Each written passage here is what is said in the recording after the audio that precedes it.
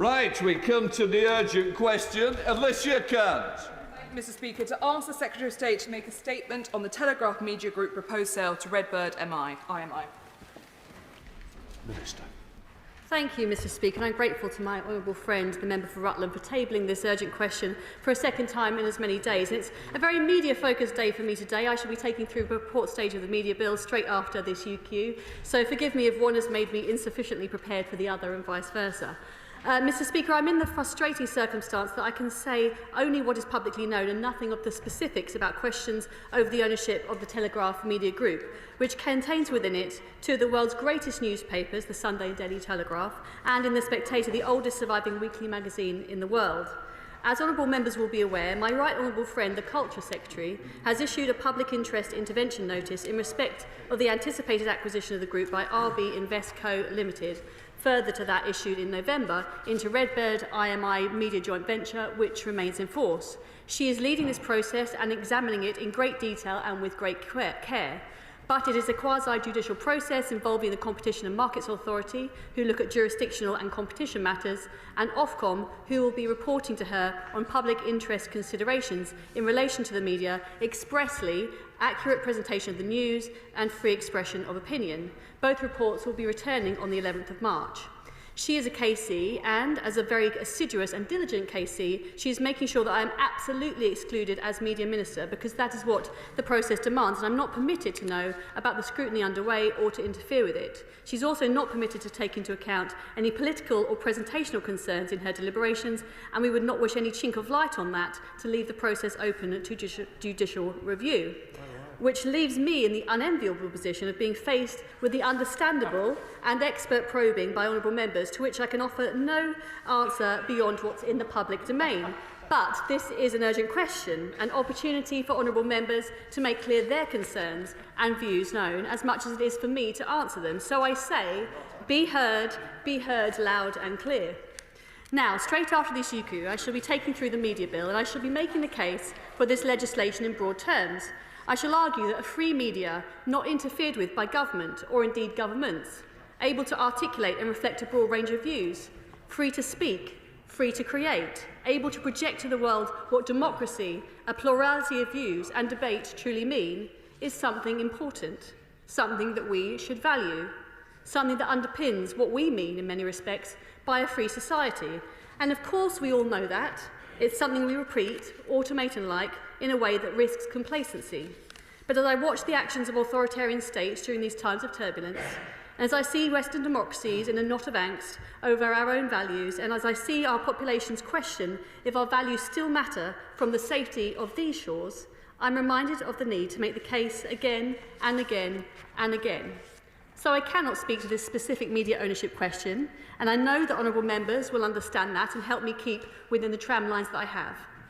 But I can speak about media freedom, the need for media to be separate from political and government interference, the importance of a British voice domestically and internationally, the pride we can feel in media institutions like those in the Telegraph Media Group, some of which date back 2 centuries, and which drove changes in this nation as profound as the Great Reform Act, and whose writers to this day ask questions of all of us with a rare inquisitiveness and preoccupation with truth.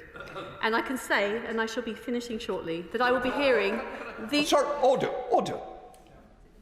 Please don't tell me what you're going to do. I'm in charge of the time. You're way over. I expect you to now finish quickly. And I can say, Mr Speaker, and I apologise for over-speaking, but I will be listening to the points made in the broadest of terms, and I suspect may agree with many of them. Thank you, Mr Speaker, for granting this important urgent question. The Minister does hit the nail on the head when she says this is about freedom from government interference, although it's quite something to start by knowing we will get no answer to any of our questions. We have a very proud tradition of a fiercely independent press in our country, and a press which holds us in this place to account, and a press which shines a light on misbehavings and misdoings both here and abroad. Yet we see a situation where a paper of record, the Daily Telegraph and the Spectator, the longest running magazine in the world and my personal podcast of choice, will be purchased by a foreign state. The concern here is not foreign ownership, it is foreign state ownership. And in this situation, you cannot separate Sheikh and state. And these are our concerns. I worry when we look more broadly, we have allowed our media, critical national infrastructure for our democracy, to fall between the cracks. We have the Defending Democracy Task Force, which only looks at electoral concerns. We have the National Security Investment Act, which has 17 sectors, but none of which are the media, and therefore we have no protections for this sort of situation. I have therefore 4 questions I'm hoping the Minister will at least attempt to answer, and I appreciate the restrictions in place. First, are there any examples around the world of a nation with differing media values, to be polite, acquiring the newspaper of another country? Secondly, will the government commit to a national security investigation into these purchases? 3, does the government not recognise its intervention in the UAE purchase of Vodafone sets a precedent that they can intervene here? And finally, will the government look to either extend the Defending Democracy Task Force or the 17 sectors under the NS&I sectors to make sure that we can protect our media, because this is something that will make us vulnerable, not for 5 years, not for 10 years, but for the rest of our lives, and we cannot afford our media to be undermined. Minister. Well, I thank the Honourable Lady for her questions. Now, as she is aware, a public interest intervention notice has been issued in this case. That means that I'm not able to speak to a number of the points that will be likely raised, but it does also mean that there are powers under the Enterprise Act that allow us to look into acquisitions of this nature, that allow us to look at issues of media freedom and of expression, that allow us, we also have powers in relation to the National Security Act, which the Cabinet Office has a role in, and will allow the Secretary of State for Culture to look at some of the questions that she raises. There will now be an investigation by the Competition and Markets Authority, but also Ofcom, and that will look into all of these questions in great detail. That will allow the Secretary of State to make a judgment on which action she next takes, and potentially a longer investigation whereby she would be able to then be offered a particular remedies or be able to prevent a transaction. But I cannot speculate as to which actions she would likely take at this stage. Secretary of State, Thangun Dabana. Thank you, Mr. Speaker. And I'm frankly frustrated with the Minister. I want to thank her for her answer, but it frankly wasn't an answer. The Honourable Member for Rutland, the Chair of the Foreign Affairs Select Committee, answered perfectly reasonable questions which did not go to the specifics, which zoomed out to the general, and we still have no answers. A strong and independent free press is a cornerstone of democracy. We have a long history of this in the UK.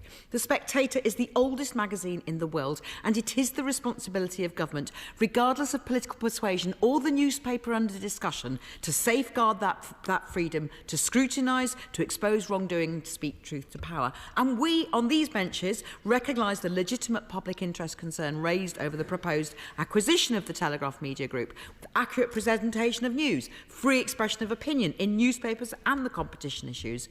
I do welcome that the government has asked further questions, and I wait to read the conclusions of the investigations of the Competition and Markets Authority and Ofcom in full. But the Telegraph has been up for sale for months. The Secretary of State issued her first public interest intervention notice on the 30th of November. This process is ongoing, and employees at the Telegraph and the Spectator are left in limbo. Senior journalists have expressed significant concerns. So could the Minister tell the House why the Secretary of State has granted an extension to the deadline by which she expects to receive reports from Ofcom and the CMA in relation to the PIIN? I'm sure she can't, but I'm just going to ask it anyway. Could the Minister tell the House, this is a general one, so maybe, whether in light of the proposed sale, she has any plans to review the existing rules on media ownership? Has she or the Secretary of State discussed this, considered it, had any conversations with colleagues? Mr. Speaker, with a general election approaching and a significant year for democracy across the world, with record numbers of people going to the polls, the freedom of the press has never been more important. Now is not the time for the government to have no answers or be asleep at the wheel. I thank her for her rather hyperbolic intervention. Now, we are having a debate because a public interest intervention notice has been issued. 2 notices have been issued. The government takes its powers in this respect extremely seriously. The Competition and Markets Authority and Ofcom will be given the space and time to look into all of these issues in detail, and those notices were issued because the Secretary of State takes these issues of media freedom extremely seriously and the ownership of important British media institutions. So I ask the lady to help us to have those investigations underway, that we do not prejudice those investigations, and that we make sure that those investigations are absolutely watertight, because these questions of media ownership are important ones that are cared about by all all members of this House, and if I say anything in this chamber that should prejudice that process, then that will be something that would be regrettable. So I say to her again, action has been taken. It's something that the government takes extremely seriously, and I ask her to let the process take its course. Hear, hear. And Smith. Mr. Speaker, it's hugely new for us to be told we're not going to get our questions answered at the dispatch box. We're used to that happening anyway, but it's always good to have us being told that it's a waste of our time being here in the first place, Mr. Speaker. Anyway, to press on with not being answered on this one, can I just say to my honourable friend that I and 28 others across party, in all parties, wrote a letter to her department specifying that we were all opposed to this potential takeover. We made it clear we weren't opposed because we dislike particularly the government, which I have to say may well be a feature, but the reality was we would oppose it would the French government wish to buy the newspapers, or even this government decide they would control it. We would oppose it on the basis it would trample right across the idea of freedom of the press. So I simply ask my honourable friend, following the notice that it's gone to the CMA, would she now speak to the Secretary of State and ask whether or not she would now create a new PIN on the basis that RedBird IMI has actually twice disrupted the government's efforts to properly scrutinise the approach, particularly with the idea of debt being loaded into this purchase. It needs to have a further detailed investigation, and I'd be grateful if she would do that, because this could easily turn into a disaster for this government. Minister. Well, I thank him. I should just say I didn't say I would give no answers. I said I'd be able to give general answers, and he will understand why, because these are very precise processes that must be kept watertight. I would not want to do anything that prejudices those processes or the Secretary of State's ability to act in a way that is in this country's and in the media's interest on this. But again, I say this is not a waste of time. This is an important opportunity for this House to make its voice and its opinions known on what is a controversial issue, something that's of great public interest and something that we as a government are also very interested in. And he also raised an important point about he is not making a concern known about the government in this particular case. He is making a concern known about government ownership as a principle. It is something that I appreciate and understand, and it's something that I'm sure will be in the Secretary of State's mind. Come to SNP spokesperson John Littleson. Thank you, Mr. Speaker. Hosting COP28, Sultan Al Jaber said there was no signs, I quote, behind the climate change emergency. The Sultan is head of the UAE Media Council and influential in the Telegraph takeover. Now, I worked for many years as a journalist. I understand democracy requires plurality in the media landscape. Sadly, in the UK, the vast majority of titles already skew to the right. In Scotland, for instance, as we know, half the population support independence, but only one title supports that position. So we don't want this situation worsening. I'm in favour of a free, diverse and vibrant press ecosystem. I'm not in favour of a newspaper being owned as a loss-making PR arm of a foreign state by access to our daily news cycle. So would she agree that allowing the UAE to take over the Telegraph would be unhealthy in principle for our democracy? Minister. Well, I thank him for raising an issue of principle, and it's one I perfectly well understand. It's something I speak about in relation to the BBC and how the BBC must have editorial independence from the government. And as a principle, I would be concerned about government ownership of any media institution, but I can speak, as he will fully be aware, only of principles.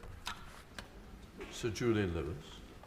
When the wonderful Taylor Swift discovered that her back catalogue had been bought by a purchaser of whom she disapproved, she began to render it worthless by re-recording all her previous hits. Is this an example which the journalists on The Spectator and The Telegraph might do well to follow? Minister. I thank my honourable friend for his mischievous suggestion, and it's one I couldn't possibly comment on, but I'm sure that it has been heard. John MacDonald. I'm still reeling from the comparison of Telegraph hacks with Taylor Swift, to be honest. If the Minister can't answer questions, maybe we could use this as an exercise in issuing some concerns that certainly from the NUJ's perspective, is obviously about jobs, but it's also about editorial independence in the future. And so could I ask the Minister, that does behove the question, it does behove, I think, the Minister and the Government to look at the issues of what sanctions could be used in the future if agreements are reached and they're not held to, and the Murdoch is the best example of that. And in addition to that, whether or not there is time, as the Labour front bench has said, for a proper review of media ownership. Well, I thank him for speaking on behalf of the NUJ and for raising points about what this means for journalists, plurality of the media and the ability of journalists to hold us here to account. I agree with him in those generalities and I'm afraid I cannot say anything more about the specifics of this case, as he will be aware. But I'm sure that once this process is over, there will be questions to go back to about how we best look into aspects of how our media is owned. Sir Michael Ellis. Thank you, Mr. Speaker. For what it's worth, it's said that this proposal would enhance the competitive landscape and not diminish it. But does the Minister agree with me that these sort of decisions must be made on legal principles and not on politics? It's not appropriate to consider political posturing from the left or right in deciding this important matter, which is part of the Secretaries of State's quasi-judicial functions. Minister. Well, he is right to say that the Secretary of State will be under specific obligations to consider this matter without consideration of the politics of the question. And both the CMA and Ofcom will be looking at this from a very careful regulatory point of view. But I think we as politicians should also have a right to have some broad views in mind in relation to media ownership as we consider those questions. And the Secretary of State is the departmental owner of culture, media and sport, and will have already some considerations about how we make sure we have a dynamic media landscape. And I'm sure that she will apply her own careful legal brain to how she applies those principles. Jamie Stone. Thank you very much, Mr. Speaker. I think the House sees me for what I am, which is a shy and retiring member. And for years, I've been teased in the Telegraph at the hands of Mr. Alan Cochrane, and more recently in the Spectator. But of course, that is democracy. That is the nature of the beast. That is free speech. And I agree with the honourable member. There is a national security implication here. And Mr. Speaker, simply this. I think the mood of the House is that this is simply not on. We all agree on that, and I think that message should be passed back to the Secretary of State and to the Government. We won't wear this. Minister. I thank him, and I believe that when I last saw him, he was actually on his way to a Spectator Burns night party, if he doesn't mind me saying. So I do hope that relationships is warm and cordial now, and rather than any unkindness towards him from that magazine. But I think this is a useful exercise, as I said at the outset, in making the views of this House known in relation to this matter. It's an important opportunity for members to have their say, and I hope that they will be heard. Sir David Davis. Thank you, Mr. Speaker. I must say I was amused by the Secretary of State's, the Minister's opening remarks, because I cannot recall any judicial review ever being triggered by statements in Parliament, not once. However, given she wants a statement, not a question, can I say to her that in the event that this CMA/Ofcom report finds conditionally in favour in any way, she does not take as an example the Murdoch ownership of the Times, because since the sacking of the editor of the Times, that was a failure, not a success. Minister. Well, I thank him, but as he will be aware, the decision-making process is actually not mine. I will not be the person to make a judgment call on this. But the CMA and Ofcom will have until the 11th of March to do their initial report on this matter, and either at that stage undertakings can be accepted or a second stage can be opened up. And I'm sure that all of these questions will be in the Secretary of State's mind as she makes that judgment. Jim Sharp. Thank you, Mr. Speaker. Can I thank the Minister very much for her answers? They're always very helpful and we appreciate it. But can the Minister outline if measures can and will be put in place to secure editorial freedom in the long term, as we look to a nation with completely different ideals and who have capacity to shape media narrative and also public information? How can we make sure that we retain that trust? Minister. As he will be aware, a public notice has been issued on this, and Ofcom will be looking expressly at accurate presentation of the news and free expression of opinion when they are making their reports and judgments known. And I hope that that will give him some assurance in relation to how the media considerations will be looked at in relation not just to the competition aspects of this. Sir John Whittington. Can I say to my honourable friend that I fully understand the limitations on what she can say, since, having been covering for her until a few weeks ago as Media Minister, I was given no inside information about this matter either. However, she will be aware that it is now over 5 years since the Ofcom report to the Secretary of State said that the internet has transformed the way news is provided and consumed, and that there will need to be a fundamental review of the media ownership regime. Does she agree with that, and can she say whether the government will undertake that review? Minister. Well, I thank my right honourable friend. He has been an expert cover for me, and it's a subject that we have discussed in our handover, and he told me that there was no information that he could share because he was very assiduous in his role and made sure that he was not involved in areas that he should not be involved in. He asked a question about future ownership questions. He will be aware also that we are debating the media bill after this urgent question.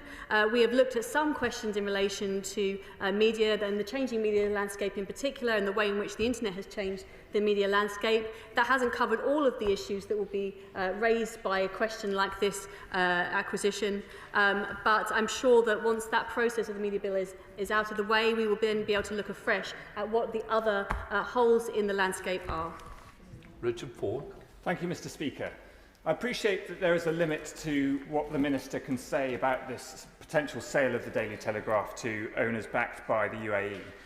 But are there any lessons for the freedom of the media that the government might have learned from the creation of university branch campuses in the UAE, and what that has meant for the freedom of speech? Minister. I thank him. I'm afraid this is not a subject of which I know a great deal, but I shall happily look into it and see whether there is any implications in relation to our own media landscape, but I can't comment it in relation to this specific acquisition. Damon Collins. Does the Minister agree with me that the fact we're in this position shows there does need to be some clarity over the media ownership rules and a presumption against sovereign foreign states acquiring assets of the UK media, strategic assets for their influence, as there would indeed there should be for an oligarch from a foreign country who may not have a commitment to the media acquiring them as well. And we need to provide some certainty as to how and where such an intervention can be made, and it's not just based purely on competition grounds. Minister. Thank you. This is a point being raised by a number of honourable members, and I should just say we do have tools in relation to these kinds of acquisitions, and we're seeing what that means in relation to the public interest intervention notices that we have imposed in this specific case. So I would just like to reassure members that it's not that we are totally naked in relation to this question. There are tools under the Enterprise Act that allow us to look into this, and I'm sure that once this process is over, we will then be able to look back and say whether any further action or intervention is required. Sir John Redwood. As owners expect to have influence over editors and the editorial line, why don't we have a policy of ruling out all government ownership of such organisations, which would just make it much simpler? Minister. Well, I thank him for making a very simple point, and it's one that I'm sure will be considered once this case is passed. Sir Desmond Swain. Were a media outlet in an authoritarian state, or indeed any other state, to be threatened with foreign ownership, would the Minister speaking on the issue be as scrupulous in her answers as she has so properly been with us today? Perhaps not. Minister. James Sunderland. Deputy Speaker, I'm sure that many members like me are concerned about foreign ownership of our institutions and business. Our national resilience, strategic independence and critical infrastructure, as well as our media, are vital. So to quote the well-known song, how do we ensure that we do not end up selling England by the pound? Minister. Well, as I say, as I have said in previous answers to similar questions, we do actually have powers that can look into some of these investment and ownership questions. They don't just relate to media, but we have actually much broader national security investment powers now in relation to questions such as these, but also in other areas where we think that there is a critical national interest in the ownership of a particular asset. So it would be wrong for members to leave this chamber on the belief that there are no powers and that all of these acquisitions can go ahead regardless of some of the security and other implications that they might hold. Andy Carter. Madam Deputy Speaker, the Minister is absolutely right. Ofcom has a test that it can apply and does already apply to broadcast licences. Does she agree with me that that should be rolled over, given the changes in the media landscape, to news websites and news publishers that have significant scale? Minister. Well, we are looking at some of these questions in relation to how we regulate online content alongside how we regulate standard broadcast and other media output. And one of the outcomes, for instance, of the mid-term review is that some of the BBC's online material will be looked at in the same way that its other output is. So these are all questions that we as a department are looking into, making sure that the regulation and legislation that we have in relation to media is fit for what is a very rapidly changing media landscape. Ian O'Brien. Madam Deputy Speaker, it's clear that paying off the debt means that RedBird IMI have control over the titles. Indeed, they've already transferred the ownership of that debt to a new UK entity. Shouldn't the Secretary of State PIIN the debt as well to ensure that she retains control over the situation? Minister. Well, I thank him, and he will be aware this is the second of these notices that has been issued. I'm not able to speculate or speak on any other action that the Secretary of State might be minded to take. I know that he will understand that. He will also know that on the broad principles of which concern him and which he has written about so eloquently and powerfully in recent weeks and months are ones that are also close to my heart. I thank the Minister for answering the urgent question.